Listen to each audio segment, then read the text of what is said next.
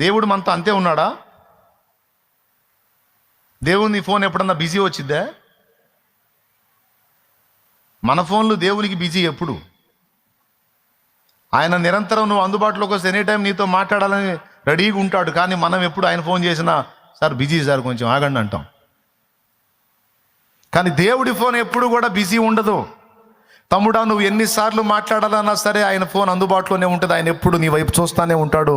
Any time నీవు మాట్లాడతావేమో, అందుబాటులోకి వస్తావేమో అని ఎదురు చూస్తాడు. ఎనీ టైం నువ్వు కృంగితే నిన్ను ధైర్యపరుస్తాడు. నువ్వు దేవునికి నచ్చే పనులు చేస్తే ప్రోత్సహిస్తాడు, తప్పు చేస్తే గద్దిస్తాడు. ఎనీ టైం నిన్ను అబ్జర్వ్ చేస్తాడు. ఇది ఎంతమందికి తెలుసు? అప్పుడప్పుడు అబ్జర్వ్ చేస్తాడా? ఎనీ టైమా? డౌట్ లేదుగా. Any time. అట్లా కుదురుతుంది అంటే నీకు తెలుసా, ఆయనలో ఎన్ని భాగాలు ఉన్నాయో అర్థం చేసుకో. ఎంతమంది ఉన్నాం ఇక్కడ, ఒక్కొక్క భాగం ఒక్కొక్కరికి కేంద్రీకృతమై ఉంటుంది. మళ్ళీ ఆయన ప్రభువే ఎనీ టైం నీతోనే ఉంటాడు. లేకపోతే ఇదిగో సదాకాలం మీతో కూడా ఉంటానన్నమాట అబద్ధమైపోయిద్ది. నిన్ను విడవను ఎడబాయను అన్నమాట అబద్ధమైపోయిద్ది. ఇదిగో నేను నీకు తోడుగా ఉందునన్నమాట అబద్ధమైపోయిద్ది.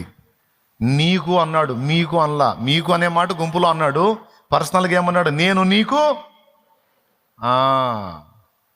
అంటే ఒక భాగం నీకే. ఇక ఆయనలో ఒక భాగం నీకే కేంద్రీకృతమై ఉంటుంది. ఎనీ టైం నిన్నే అబ్జర్వ్ చేస్తూ ఉంటాడు.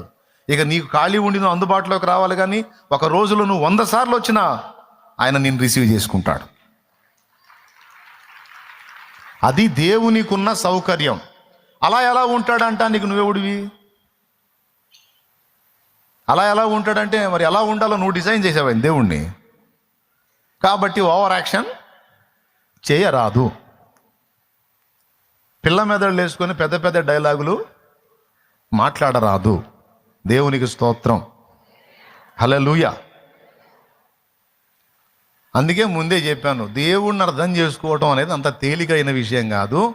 ఆ పిచ్చి మహారాజు ఏదో తను గూర్చి తాను మనకంత 4 మొక్కలు అందిస్తే చెప్పటం తప్ప మనకంత సీన్ ఉందా? అసలు ఇంకొక విచిత్రమైన విషయం చెప్పాలంటే అసలు నువ్వే నీకే అర్థం కావట్లేదు. నువ్వు పక్కోడిని అక్కడ పెట్టి అసలు నువ్వు అర్థమయ్యావా? అసలు నీ ఇంట్లో వాళ్ళు నీకు అర్థమయ్యారా? ఆయన ఎట్ట అర్థమవుతాడు? కాబట్టి కష్టం. పాయింట్కి వస్తున్నా.